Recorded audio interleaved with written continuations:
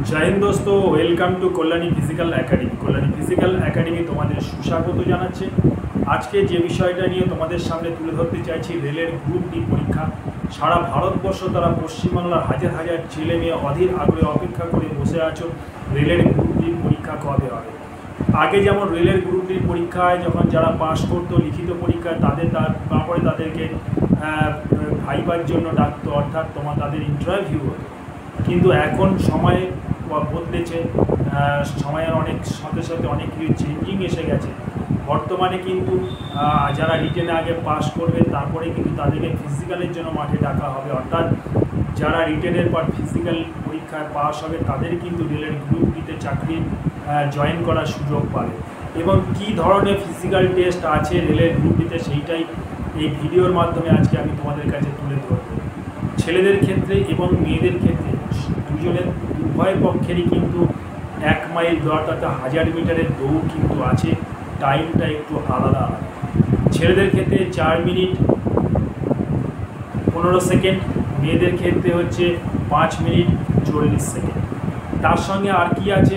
তার সঙ্গে আছে মেয়েদের ক্ষেত্রে 20 কেজির একটা বস্তার মধ্যে বালি ভরে দেবে এবং সেই 20 কেজি ওজনের বস্তাটা কোথাও ড্রপ করা যাবে না, কোথাও নামানো যাবে না এবং কোথাও রাখা যাবে না। সোজা তোমাকে কাঁধের উপরে তুলে নিয়ে 100 মিটার দৌড় 2 মিনিটের মধ্যে কমপ্লিট করতে হবে। তাছাড়া ছেলেদের জন্য কি হয়েছে?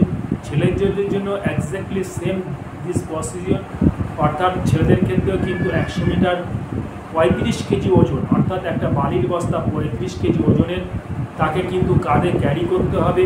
কোথাও কিন্তু রাখা যাবে না, ড্রপ করা যাবে না, রাখলে আবার তুললে আবার বহন করলে না। সোজা 100 মিটার দৌড় তোমাকে কন্টিনিউ 2 মিনিটের মধ্যে সম্পূর্ণ করতে হবে। যারা সম্পূর্ণ করতে পারবে তারপরেই কিন্তু তাদের মেরিট লিস্ট ঘোষণা করবে কোম্পানি। সুতরাং গ্রুপ ডির মধ্যে কিন্তু আমূল চেঞ্জিং চলে এসছে। এখন ফিজিক্যাল ছাড়া কিন্তু কেউই গ্রুপ ডিতে চাকরিতে জয়েন করতে পারবে না। অনেক ছেলে মেয়ের মধ্যে এখন সেই চিন্তাধারাগুলো নেই, যে ভাবছে যে শুধু পরীক্ষা পাশ করলেই বুঝি হয়ে যাবে, তা কিন্তু না। রেলের গ্রুপ ডির সঙ্গে এখন কিন্তু ফিজিক্যালটা জুড়ে আছে। তাই বলবো পশ্চিমবাংলার ছেলে মেয়েদেরকে এবং যারা ভারতবর্ষের বিভিন্ন জায়গা থেকে আমার এই ভাষা যারা বুঝতে পারছে, তারা শুনছে, তাদের কাছে বলবো তোমরা কিন্তু টোটালি ফিজিক্যালের করে জোর দাও। যে কোনো পরীক্ষায় যেমন ডিফেন্স সেক্টর এবং প্যারামিলিটারি সেক্টর এবং স্টেট পুলিশে যেমন ফিজিক্যালের মধ্যে দিয়ে এগিয়ে গিয়ে তবেই কিন্তু চাকরিটা নিতে হয়, তেমনি গভর্নমেন্ট কিন্তু গ্রুপ ডির সঙ্গে ফিজিক্যালটাও জুড়ে দিয়েছে। আশা করি ব্যাপারটা বুঝতে পেরেছ। জয় হিন্দ, বন্দে মাতরম।